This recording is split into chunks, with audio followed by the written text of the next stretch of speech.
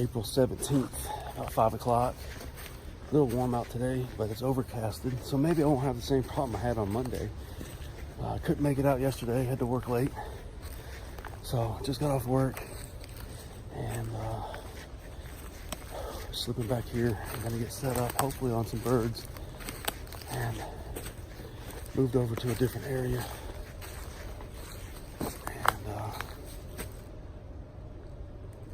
I'll do some locator calls and stuff here in a minute, but man, as you can see, this is a chore.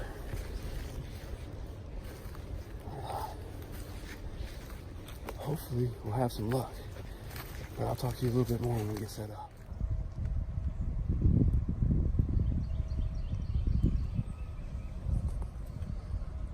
All right, so as I just showed you there, we got a couple decoys out and put the Jake out.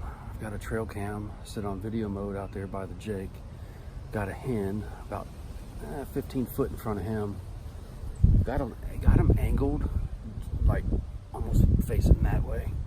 So anything that should come from over that direction should work its way out to face him and not pay attention to me. So got that all set up. Got my little spot in here set up. Got the camera, which is good because it's on my right side, so I can actually see through the viewfinder. Overcasted skies, so shouldn't have to worry about the sun blinding me tonight. Plus, my angle is shooting away from the sun. Haha. See, I learned.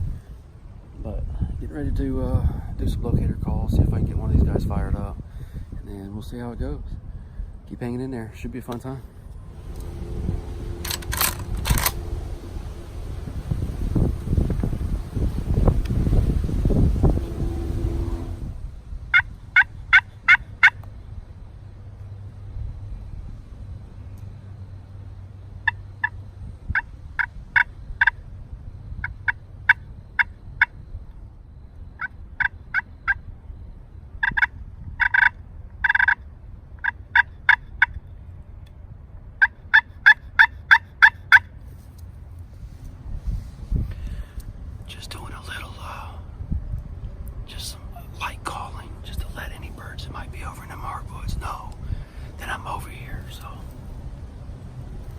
Not gonna do too much right now.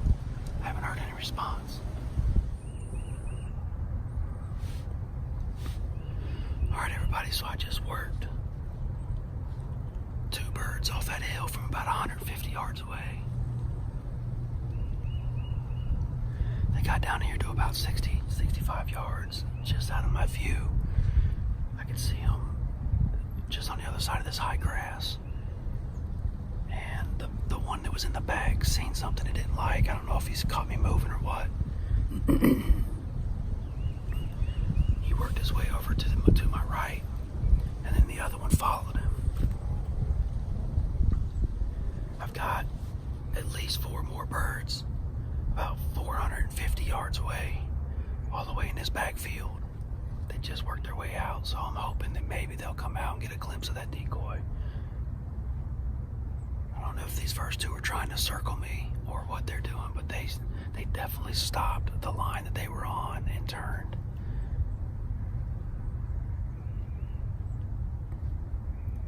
Man, it's frustrating when they get hung up like that. But it's cool. It's cool that I got their attention anyway. All right, everybody, so I just made a move. I'm now down in this little hole. Looks like a snake pit, if you ask me. But I seen those gobblers come out at the other end about 500 yards. They acted like they were wanting to start working this way. I think where I was set up, I was getting busted. That's what happened to the first 2. So I'm down here in this hole, and I'm just gonna sit here. I can't see if they're coming or not. I can't hear anything. But at least they can't see me. And I should be able to see them when they get about 30 yards. And then they'll work past me to get to my decoys over there, about another 30 yards that way. So I think it's good. I got the sun that's going to be coming down to my right, so I won't be blinded whenever they get into my shot. So I won't have no good excuse if I miss. But I think this is going to work out better if I can get them to come down here. Only problem is now I can't see them. So we're going to wait it out, see if I can get one to do just what I think it's going to do. So keep hanging in there with me.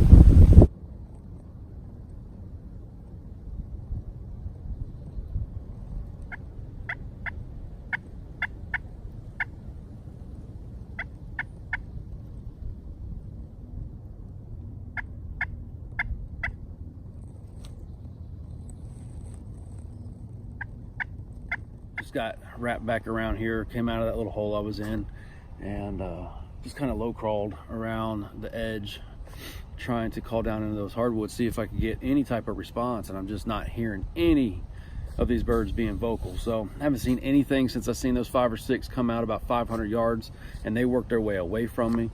So no way I could put a spot and stalk on them.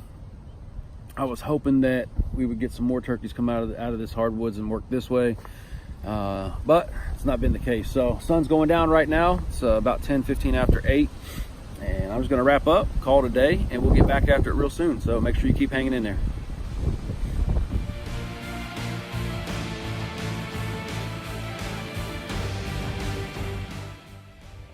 All right, good morning. It's Thursday, April 18th, about 6:30 in the morning. Sorry to make a opening interview coming back, but man, I have my hands full. It's about 1.5 miles back here, and usually I ride the four-wheeler about that first mile and then that half-mile walk in, but I didn't want to bump anything out of the roost with that four-wheeler, so yeah, I humped it all the way back here, and I'm going to put my little Jake decoy up in the ground, and I try to force it into the soil's dry and snap the daggum I don't know, the post or whatever, the handle that he sits on. So I'm right back to where I was at last night. I think I heard a couple birds roost across from me. So I'm hoping that we can coax them out this morning with a little bit of calling.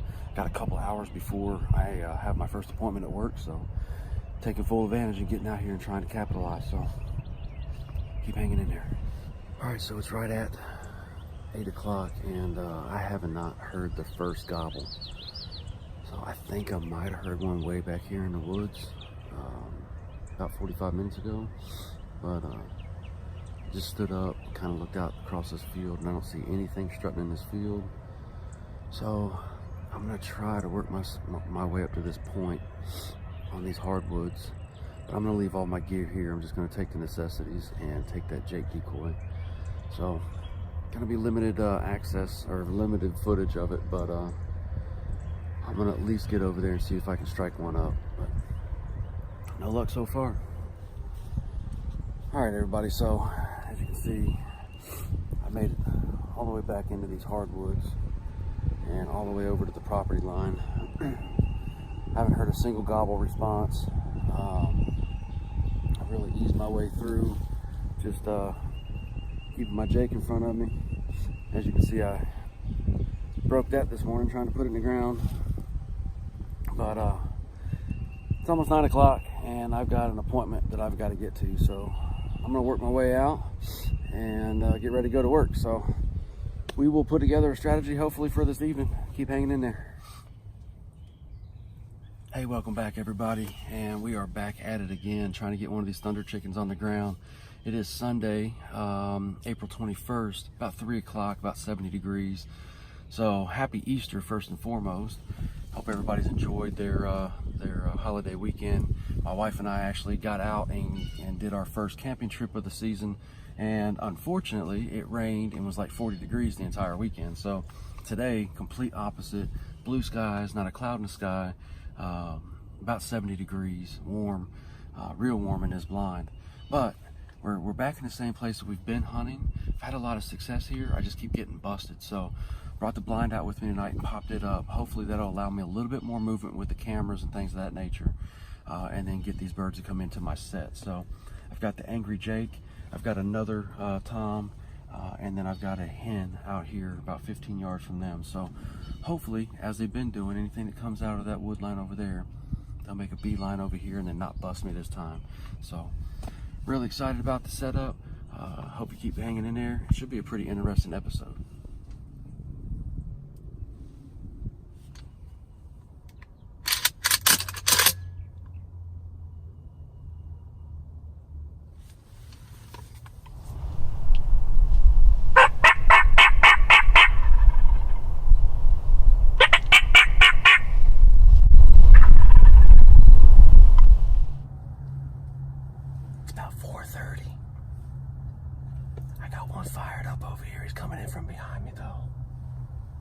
It's about to heat up. Stay tuned.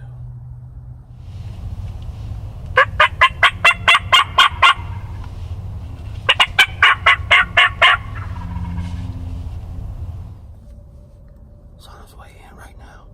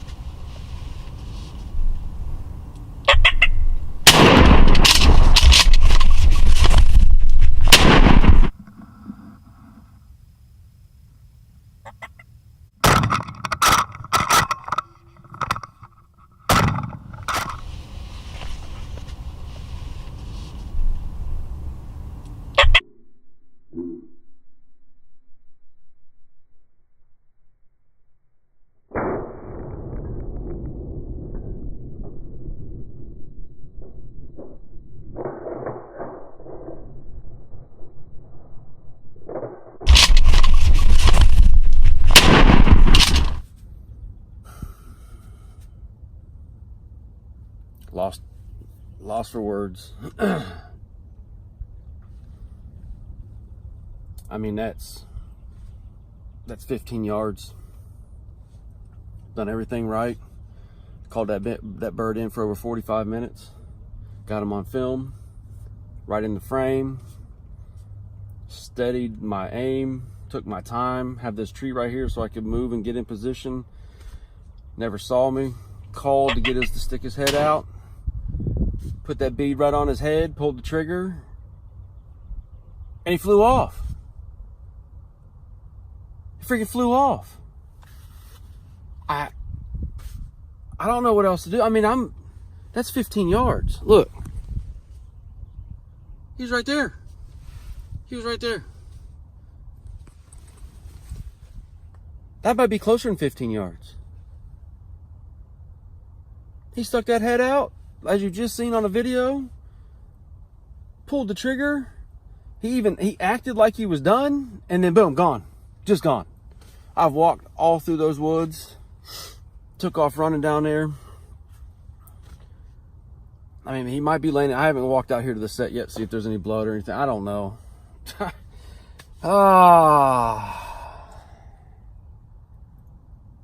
Frustrating. Oh, I'll go see if I can find him. I'll go search some more. So you can see the set probably being recorded right now. There's my blind. It's actually tucked back in there pretty good. That bird would have been right here.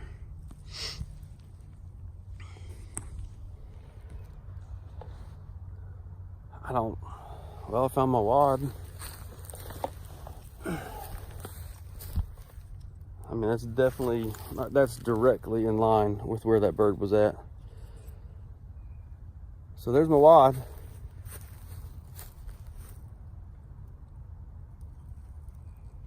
But I don't see a feather, blood. I don't see like where I might have shot short.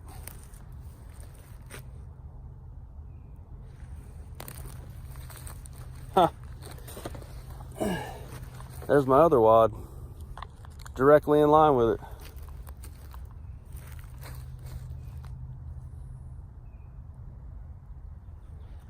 Absolutely beats anything I've ever seen.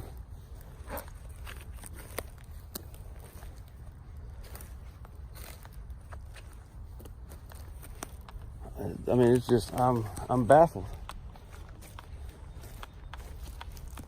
I mean, I don't see a single feather.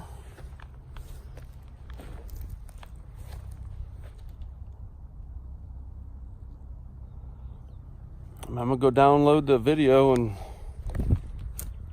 play it back in slow-mo, but I just watched it back on the camcorder there, and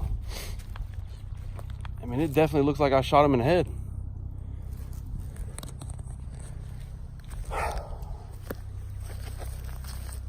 I'll get back with you. All right, good morning, everybody. It is now the next day. I'm actually at the office getting ready to walk in, and just wanted to make a closing video. So I looked for that bird last night all the way up till dark and just could not find it anywhere. He wasn't nested down anywhere. He wasn't roosted in any of the trees. So I honestly just believe it was a clean miss on that bird, maybe a pellet or two, but he's fine.